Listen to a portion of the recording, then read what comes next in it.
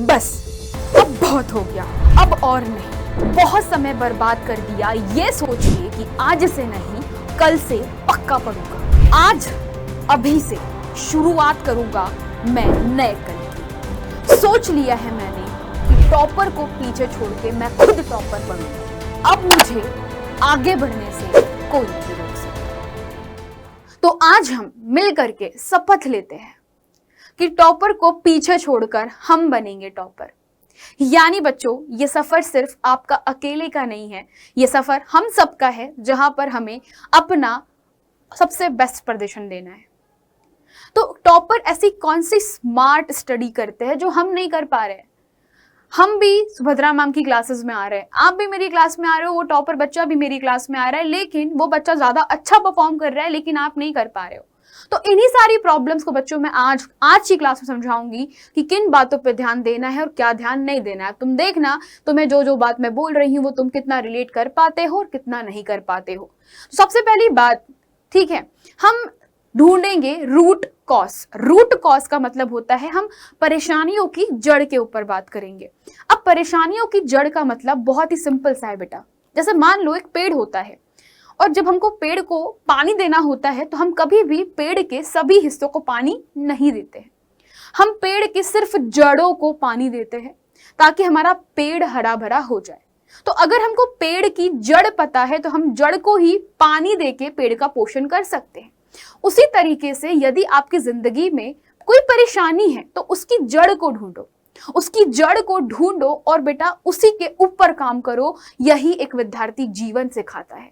तो चलो सबसे पहली जड़ मैं आपको बताती हूँ कि कौन सी वो जड़ है और उस पर कैसे काम करना है। तो क्या आपके साथ में ऐसा होता है कि हम सोचते बहुत है ना? एक टॉपर बच्चा बनने के लिए ना सिर्फ बच्चा आपको सोचना नहीं है। तो मैंने आपको बहुत सारी बार, एक नहीं 1000 बार बोल रखा हुआ है कि जिंदगी में सोचने से बेटा काम नहीं होते।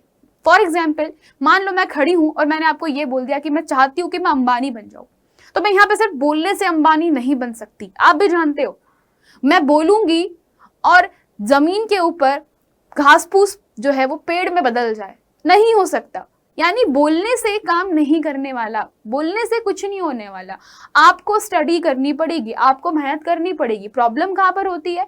बच्चों को लगता है कि मैम हम आज का काम ना बहुत थक गए हैं, नहीं करते हैं, कल पे छोड़ देते हैं। जैसे मान लीजिए मैंने आज होमवर्क दिया है, बच्चे होमवर्क नहीं करेंगे और वो आज का काम जो है वो कल पर छोड़ देते हैं। ऐसा आपके साथ में नहीं है बेटा, ऐसा बहुत सारे बच्चों के साथ में है जिनको लगता है कि यार मैम आज तो मैंने 6 घंटे पढ़ाई कर लिया, अब मैं 1 घंटे का काम कल पे छोड़ देता हूं, कल पे कर लूंगा। और बेटा ये सिर्फ आपकी गलती नहीं है, आपके आसपास जितने लोग हैं सब यही कर रहे हैं। कई बार टॉपर भी सेम गलती करता है, मैं ऐसा नहीं बोल रही हूँ कि सिर्फ आप कर रहे हो, टॉपर भी कई बार सेम गलती करता है। लेकिन ध्यान रखो, यही गलती आपको डुबा ले जाएगी। दूसरी गलती सबसे बड़ी होती है और वो है बेटा, कोई भी टाइम मैनेजमेंट में भरोसा नहीं रखता। सब अपना ज्ञान दे रहे होते हैं, ये मत करो, वो मत करो, इतने बजे सो जाओ, ऐसे कर लो, वैसे कर लो। तुम 1000 वीडियो देख लोगे जहां पे बोला जाता है कि टाइम टेबल मत बनाओ। लेकिन बेटा एक विद्यार्थी जीवन के लिए टाइम को मैनेज करना बहुत जरूरी है। सुना होगा आप लोगों ने कहीं पर कि समय ही सबसे ज्यादा कीमती चीज है। तो बच्चों, कहाँ है आपका समय? क्या कर रहे हो आप समय का? ये जानना बहुत जरूरी है, समझना बहुत जरूरी है। अगर आपको आपके समय की कीमत नहीं पता रहेगी तो बच्चों आपका समय आपकी कीमत नहीं करेगा। तो सोचो कि यार मैं ऐसा दिन भर में क्या काम कर रहा हूं जिससे मेरा समय बर्बाद हो जा रहा है। क्या मैं YouTube के ऊपर बहुत ज्यादा समय तो नहीं दे रहा हूं? क्या मैं Instagram चला चला के अपना समय तो नहीं खराब कर रहा हूं? क्या मैं खेल कूदने के लिए जो समय दे रहा हूं वो बहुत ज्यादा तो नहीं है? आपको सोचना है। अगर आपका समय आपके काबू में नहीं है तो बेटा समय आपको काबू में कर लेगा। आपको समय को काबू में करना है, इस बात का बहुत अच्छे से ध्यान रखिए। तीसरी प्रॉब्लम हर किसी बच्चे के दिमाग में आएगी और वो ये है बेटा कि आप टाइम टेबल बना लोगे। बहुत बड़ी बड़ी बातें, मैंने पहले ही बोला, मेरी सबसे पहली प्रॉब्लम ही है ये बेटा कि बातें बहुत बड़ी बड़ी करते है ना। चांद पे पहुंच जाएंगे हम लोग, एलोन मस्क बनना है मैडम हमको, मैम हम तो आइंस्टाइन है। बेटा बोलने से अगर हो रहा होता ना तो लिटरली बता रही हूँ बहुत कुछ हो चुका होता। प्रॉब्लम यह है कि सिर्फ बोलने से काम नहीं चलेगा, आपको काम करना पड़ेगा, उस पर मेहनत करनी पड़ेगी। मैं तुमको 1000 बच्चे बता सकती हूँ जो डेली टाइम टेबल बनाते हैं लेकिन एक दिन फॉलो नहीं करते, या फॉलो कर भी लेते हैं एक दिन के लिए तो वो कंटिन्यू नहीं कर पाते। क्यों कर रहे हो ऐसा? क्यों अपने पैरों पे कुल्हाड़ी खुद मार रहे हो? तो क्या करो? अगर ये सारी दिक्कतें आ रही है तो करना क्या है? करना सिर्फ इतना सा है, सबसे पहला काम भाई तुमको अपनी जिंदगी में यूज करनी है बेटा कि टाइम मैनेजमेंट में आपको देखो, मैं हमेशा बोलती हूँ कि स्टूडेंट के लिए टाइम बहुत कीमती है, तो आपको करना है नई नई तकनीकों का खोज। नई नई टेक्निक, जैसे एग्जांपल देती हूँ, केमिस्ट्री में जब आपको कुछ याद नहीं हो रहा होता है तो मैं हमेशा कहती हूँ कि टाइम पास मत करो, एक काम करो, इसको ट्रिक बना के यूज कर लो और याद कर लो। बोलती हूँ, यही बोलती हूँ। तो उसी प्रकार से हर किसी के विषय के मतलब हर किसी विषय को पढ़ने के लिए भी आपको अपनी नई नई तकनीकों का क्या करना पड़ेगा? ढूंढना पड़ेगा। तो सबसे पहली जो टेक्निक होती है बेटा वो होती है रिवीजन टेक्निक। अगर आप चाहते हो लिटरली टाइम को प्रॉपर तरीके से मैनेज करना तो आपको ना पहले सीखना पड़ेगा जिंदगी जीना कैसे है, विद्यार्थी जिंदगी, विद्यार्थी जो जीवन है वो कैसे चलेगा। तो सबसे पहली चीज आपको जिस पे फोकस करनी है वो है कि यार हमारे को ना रिवीजन सही तरीके से करना आना चाहिए। रिवीजन नहीं करना आना चाहिए, रिवीजन को सही तरीके से करना आना चाहिए। एक होता है जो बच्चा क्या कर रहा होता है, 4 घंटे तक के एक टॉपिक पढ़ रहा है। एक बच्चा जो होता है बेटा वो 10 मिनट में एक टॉपिक पढ़ रहा होता है ऐसा? एम आई राइट? है ना? तुम्हारा दोस्त 10 मिनट में खत्म कर दिया, तुम आधा 1 घंटा 4 घंटा पे एक ही टॉपिक पे अटके पड़े हो। तो बेटा ऐसा रिवीजन नहीं होता। रिवीजन के 2 तरीके होते हैं। रिवीजन 2 तरीके से किया जाता है। सबसे पहला होता है एक्टिव रीडिंग के थ्रू रिवीजन, दूसरा होता है पैसिव रीडिंग के थ्रू रिवीजन। एक्टिव रीडिंग जो होती है ये होती है तब जब आपके पास में बहुत समय होता है। आपके पास में कैसा होता है? बहुत ज्यादा समय है, एकदम बहुत टाइम है आपके पास। जैसे अभी बहुत समय है, जैसे अभी बेटा गर्मी के दिन चल रहे हैं, गर्मी की छुट्टियां चल रही है। गर्मी में आपके पास में ना स्कूल होता है, ना होमवर्क होता है, कुछ नहीं होता है आपके पास में।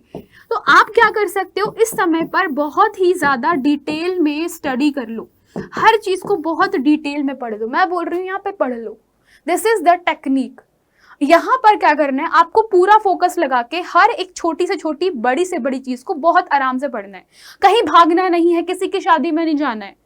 तुमको सिर्फ क्या करना है, किताब खोलना है, जो तुम्हारे टीचर क्लास में पढ़ा रहे हैं उसको बस क्या करना है, पढ़ना है, समझना है और डिटेल में समझना है। हो सकता है कि कोई टॉपिक समझ में नहीं आए। एग्जाम्पल के लिए मान लो मैंने रेडॉक्स रिएक्शन पढ़ाई और तुमको उस टाइम समझ में नहीं आई, तो बहुत सारे बच्चे क्या करते हैं, आज का काम कल पे छोड़ते हैं। अरे यार ये टॉपिक समझ नहीं आ रहा, मैं छोड़ देता हूं। तो आज का काम कल पे छोड़ दिया तुम लोगों ने। जब जब तुम ऐसा करोगे, आज का काम कल पे छोड़ दिया, तब तब तुम्हें बहुत बड़ा नुकसान होने वाला है। एक बहुत ही तगड़ा एग्जाम्पल देती हूं तुमको। मैंने कहा था सबसे बड़ा प्रॉब्लम ही जो हमारे बच्चे होते हैं, जो लूजर होते हैं, उनका प्रॉब्लम ही होता है कि वो आज को कल पे छोड़ देते कि यार कल देखेंगे कल देखेंगे कल देखेंगे, और एग्जाम आ जाता है। तो बेटा तुम अपने आप को कैसे कुएं में धक्का दे सकते हो, बताओ मुझे। अपने आप को हानि तुम खुद पहुंचा रहे हो, कोई और नहीं पहुंचा रहा है। तो आपको इन सब चीजों पे काम करना पड़ेगा, मेहनत करनी पड़ेगी। नहीं सवाल बन रहा है 4 बार सॉल्व करो, इसे कहा जाता है एक्टिव रीडिंग, जो कि तुम्हें करनी है अभी। अभी तुम्हारे पास में समय है, अभी से चालू कर दो। दूसरा आता है तुम्हारे पास में जिसे हम बोलते हैं पैसिव रीडिंग। पैसिव रीडिंग जो होती है बेटा, इसको बोलते हैं ऊपर ऊपर से पढ़ना। हाँ जी, इसको बोलते हैं ऊपर ऊपर से पढ़ना। ये ऊपर ऊपर से पढ़ना क्या तकनीक होती है मैडम, समझ में नहीं आया। तो बेटा क्या होता है, जब आपको ये बहुत अच्छे से आ जाता है, जब आपकी एक्टिव रीडिंग बिल्कुल 100% बेस्ट हो जाती है, आप 100% तरीके से बहुत अच्छे से किसी टॉपिक की समझदारी रखते हो, तब उस टॉपिक को बस आप बेटा नजरें घुमाना और तुमको याद हो जाएगा। मैं ऑनेस्टली बोल रही हूं, ये तुम टेक्निक का यूज करते हो अपने एग्जाम टाइम की तरफ। एग्जाम टाइम पर तुम इस टेक्निक का यूज करके बहुत ही बेहतरीन रिजल्ट लेकर आ सकते हो। तो ये था तुम्हारा रिवीजन टेक्निक, जिससे बहुत टाइम बचता है, बहुत मतलब बहुत। जब तुम स्कूल में जाओगे, जब तुम्हारे पास में बेटा स्कूल के प्रॉपर घंटे रहेंगे, कोचिंग होगी, तुम्हारी ऑफलाइन ऑनलाइन क्लासेस चल रही होगी, तुम्हारे को होमवर्क करना होगा, तब ये बहुत काम आने वाला है। तब तुम्हारा टाइम मैनेजमेंट में बेटा सबसे बड़ा जो प्रॉब्लम है वो यही सॉल्व हो जाएगा। दूसरी सबसे बड़ी प्रॉब्लम बताती हूँ क्या है, वो है तुम्हारे पास में तुम नोट्स नहीं बनाते। तो ये सबसे बड़ी प्रॉब्लम लगती है। बच्चे मैम नोट्स बनाने नहीं आते, मैम सिखा दो। प्रॉब्लम ही यही है यार बेटा। बेटा नोट्स बनाने के लिए कुछ सिखाना नहीं पड़ता, जो टीचर बोल रहा है वो आपको अपनी कॉपी में लिखना है, बस कुछ नहीं करना। नोट्स बनाना इज सिंपल, पढ़ो, समझो, लिखो, 3 चीजें करनी है आपको, पढ़ो, समझो और लिखो। टीचर ने पढ़ाया, उसको समझ लिया, फिर आपने उसको अपनी कॉपी में लिख लिया, और लिखने के समय आप लोग अगर हो सके तो बोल भी लो, बोलते हुए लिखो। इससे क्या बेनिफिट मिल रहा है? इससे आपको बेनिफिट मिल रहा है कि सिर्फ बच्चों आपका जो टाइम है वो आपका बेस्ट तरीके से मैनेज हो जाएगा, ठीक है। तो नोट्स बना करके आपको पढ़ना है। तो नोट्स बनाने से बेटा सिर्फ आप एक काम नहीं कर रहे हो, आप साथ साथ में ना 3 काम कर रहे हो। तो नोट्स बनाओ, तो इससे फायदा क्या होता है, बेनिफिट समझाती हूँ। जब आप लोग क्या करते हो बेटा, आपके सेंसेस को इंक्रीज कर देते हो। सेंस क्या होता है आपके, जो भी आप लोग काम कर रहे हो, फॉर एग्जाम्पल आप लोग लिखते हो, बोल रहे हो, समझ रहे हो, तो आप जितना ज्यादा आपके माइंड का यूज करते हो, आपकी मेमोरी पावर बढ़ती जाती है। यस, यही एक टॉपर का सीक्रेट है बेटा, जो आप लोग मिस कर देते हो। मैंने बहुत सारे बच्चों को देखा है, क्लास में आते हैं, क्लास लेते हैं, फिर क्लास के बाद वो भूल जाते हैं कि कुछ नोट्स बनाने थे, फिर वो वापस आते हैं, फिर क्लास देखते हैं, वो नोट्स कभी नहीं बनाते।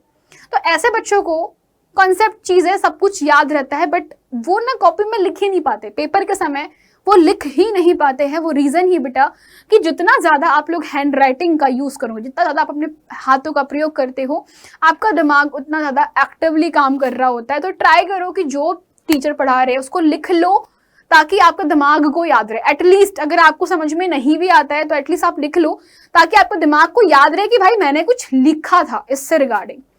इसके बाद जो सबसे बड़ी चीज आप लोग नहीं करते हो वो है बेटा, आप लोग दिमाग को ट्रेनिंग दो यार। दिमाग ना एक कंप्यूटर है। ये क्या है? दिमाग एक कंप्यूटर है। कंप्यूटर है बोले तो दिमाग एक ऐसा कंप्यूटर है जिसको जैसा ट्रेनिंग दिया जाता है वैसा ही काम करता है।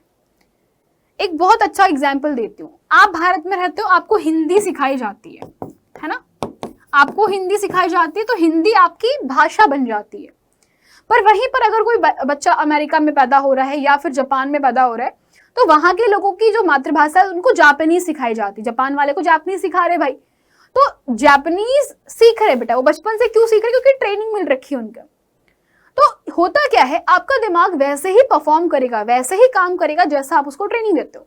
यदि आपने आपका दिमाग को लत लगा दी कि मोबाइल फोन, यार गेम खेलना है मुझे, और आपने आपके दिमाग को सिर्फ गेम खेलने की ट्रेनिंग दे रखी है, तो वो कोशिश करेगा कि यार मैं ना काम से बच सकूं, मैं पढ़ाई से बच सकूं, वो ऐसी कोशिश करेगा।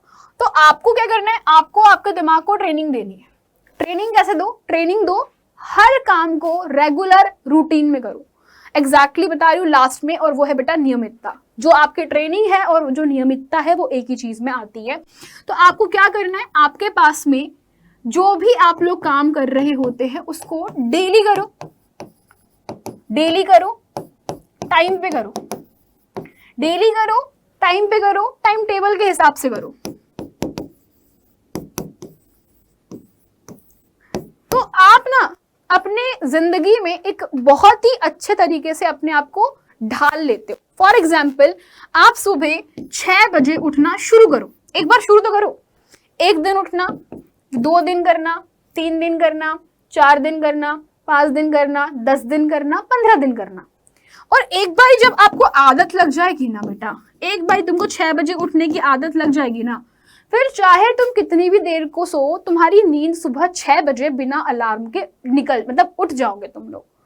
तो ये आपके दिमाग की ट्रेनिंग होती है। आपके दिमाग को पता चल गया कि यार अब मुझे ना 6 बजे उठना है, तो वो 6 बजे ही उठेगा। वो लेट भी नहीं उठेगा, वो जल्दी भी। एग्जैक्ट तुम देखना, एग्जैक्ट 6 बजे के आसपास तुम्हारी नींद खुलेगी सुबह। तो ये हमारा माइंड गेम है, टोटली माइंड गेम है। अगर आप आपके माइंड को ट्रेनिंग ही खराब दे रहे हो तो आपका माइंड परफॉर्म ही नहीं कर पाएगा। सो ट्रेन करो आपके माइंड को, थोड़ी सी कठिन चीजों से मुलाकात करवाओ।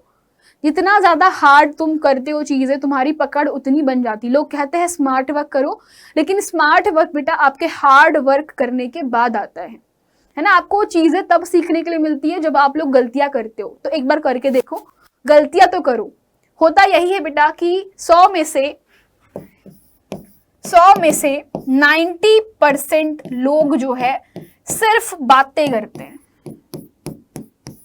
10% लोग 90 में से, अब इसमें भी बेटा 100 में से जो बचे कुचे 8% लोग होते हैं वो कार्य करते हैं, परंतु जब उनको असफलता मिलती है, 90% से बातें करेंगे, सिर्फ 8% ऐसे होते हैं जो काम एक्चुअल में करते हैं, काम लिटरली करते हैं, परंतु क्या होता है, काम करके अगर मान लो कि उनको सक्सेस नहीं मिली तो ये काम छोड़ भी देते हैं, ये ड्रॉप कर देंगे, इसलिए इनको सफलता नहीं मिलती और ये बेटा रह जाते हैं 80-85 नंबर वाले। 85 से लेकर के 95 नंबर तक के जिनके परसेंटेज होते हैं वो वही लोग हैं जो कार्य करते हैं एक्चुअल में, लेकिन कार्य करने के बाद जब कार्य नहीं हो पाता है, उनको सफलता नहीं मिलती है तो गिव अप कर देते हैं। फिर आते हैं बेटा 2% बच्चे ऐसे जो कार्य करते हैं, असफल होते हैं, फिर वापस से असफल होने के बाद पुनः कार्य करते हैं, फिर असफल होते हैं, फिर कार्य करते हैं और ये चक्कर इनका चलते रहता है। बेटा यही जिंदगी में लोग जो है बहुत आगे बढ़ते हैं, बहुत मतलब बहुत, और इनकी संख्या सिर्फ बेटा 8 बिलियन लोग हैं दुनिया में और उसमें से सिर्फ 2% लोग ही ऐसे होते हैं और वो जो 2% लोग हैं वही आज के ज़माने में सक्सेसफुल है। ठीक है, तो इस बात को ध्यान रखना है आप लोगों को, एंड ध्यान रखो कि ये छोटी छोटी चीज़ें आपको बहुत बड़ा बना सकती है। आदत अभी से डालो, कल को ही आपकी आदतें परिणाम देंगी। मैं हमेशा कहती हूँ कर्मण्येवाधिकारस्ते मा फलेषु कदाचन, कार्य अपना करते चले जाओ, निष्ठा से करो, मन लगा के करो, फल तुम्हें अपने कार्यों के हिसाब से ही मिलेगा। तो आज के लिए इतना ही, उम्मीद करती हूँ बच्चों तुम्हें ये जो छोटी छोटी बातें हैं बहुत अच्छे समझ में आई होगी। ऐसे ही तुम्हारे लिए बहुत अच्छी दिनचर्या से रिलेटेड बातें तुम्हें बताते रहेंगे। धन्यवाद।